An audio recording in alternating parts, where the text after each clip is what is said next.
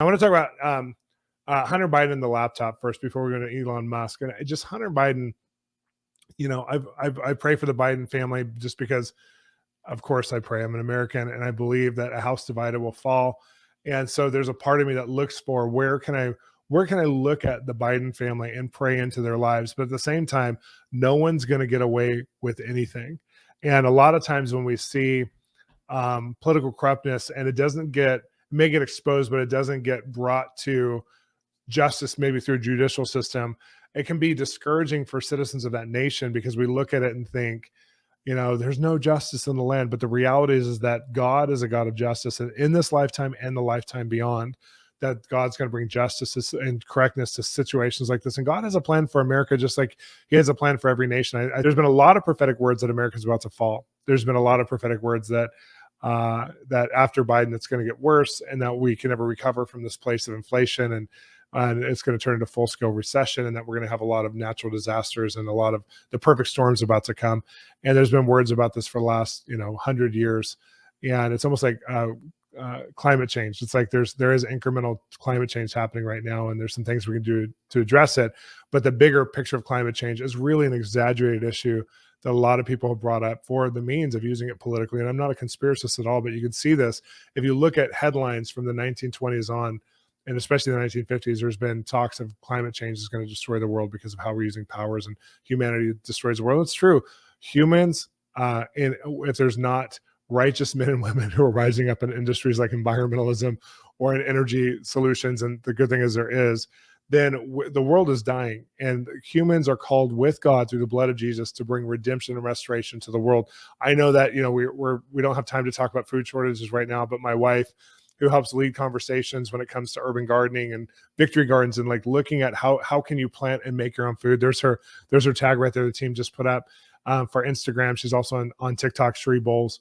And, we've been talking about this because there's only 60 years of usable soil left on the earth. So if Christians don't get involved, and if humans don't get involved with redeeming and restoring what God's put on this earth that's supposed to last until he returns, then the enemy wins. So the enemy's trying to win in a lot of different areas. He's trying to destroy us in a lot of different ways. He doesn't just want to make life oppressive. He wants to destroy and wipe out humanity. And there's a plan in the natural that we wouldn't have sustainable food sources within 60 years. And that plan is being told by modern scientists right now that there is not enough usable soil, and it will only last for 60 more years. That's scary. That's my children and their children.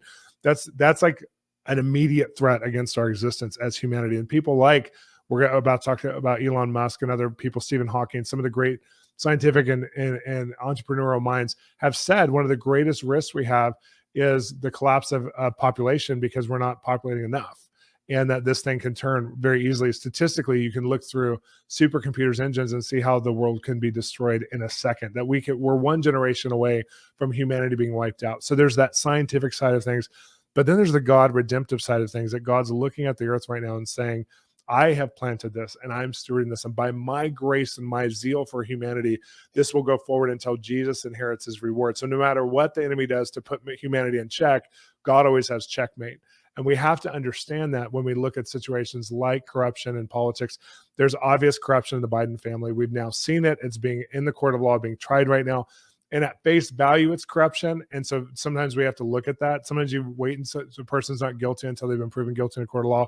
But sometimes they're just guilty at face value because you can see it. Like all of us have the facts from the computers, the communications. It doesn't take an expert to decide if this is corruption or not. It's corruption. There was bribes. There was, everything from Hunter Biden's new car that he got, which was $140,000 transferred from another nation into an account here that he runs into the car dealership just to give him a car so that that nation could have a deal with his father, the big guy. There's those kinds of conversations that everyone now, even the mainstream news media, along with FBI, along with CIA, are saying these are truly Biden's laptop communications. So we have that, and you have this corruption that's not just the Biden family. It's many members of Congress becoming millionaires when there's no way for them to become millionaires without being in bed with lobbyists and issues, and people turning against different politicians, like some Republicans turning against Trump back in the day, or some Democrats turning against Biden. And a lot of that happens because of the corruption and politics behind the scenes, because someone's getting a lot of money or someone's getting a lot of incentives for what they represent in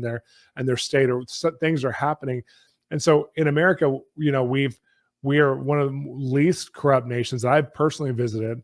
but there's still massive corruption, because where there's humanity that's not being ruled by the integrity of the Holy Spirit, the fruit of the Spirit, there's corruption. It's just true. And I feel like we have this divine tension to pray for our leaders, but not to treat anyone like they're a king. Like, I think there's this desire for us to have a king, Saul, like the Israelites needed to have a king to really follow God, or to really see God manifest through their kingdom.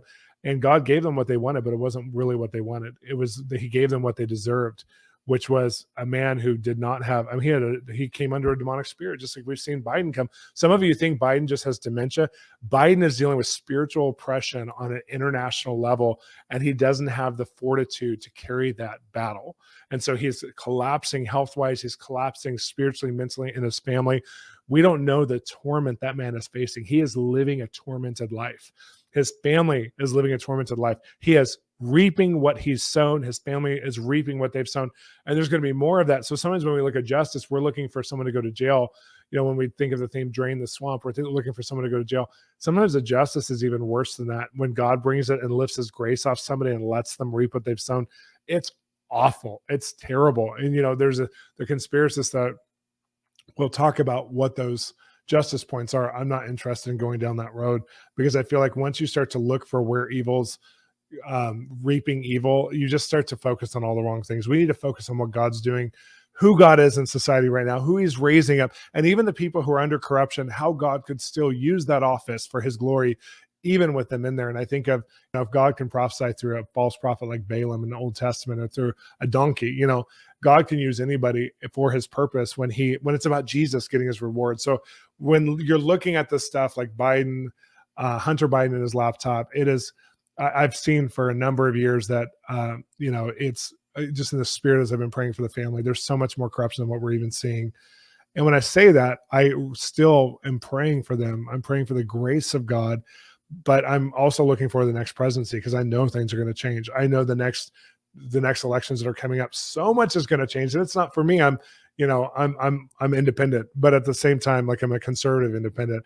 And so I'm looking for those conservative values, because when we have laws in place that protect nuclear family, and when we have laws in place that protect God's original design, God came as a father and God's coming as a bridegroom. And when you pervert those two roles in family and society, you start to have a breakdown. We've had such a perversion come to the current party that's running this administration, that's running all these things. And I'm so excited that God has a plan, and our country's welfare is not dependent on a few men and women who are in place politically. It's dependent on you and I as citizens. If you're a citizen of America or whatever country you're from, it's dependent on us praying, believing, voting, advocating, looking for, some of the minority voices right now are getting so many laws passed and so many different rights, because they'll talk about it. They'll actually be vocal about it.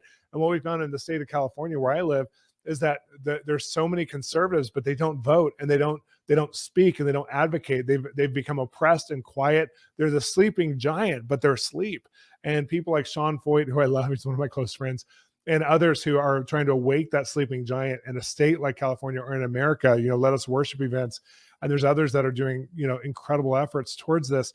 Like, it's time to let something wake up and not be passive. And passivity is one of the biggest thieves of Christianity. And that's why corruption on this level is being exposed in front of us, because God's like, I'm shaking everything that can be shaken in the church, in politics, in all these areas. Do not be afraid. Do not be afraid, but look for God to move.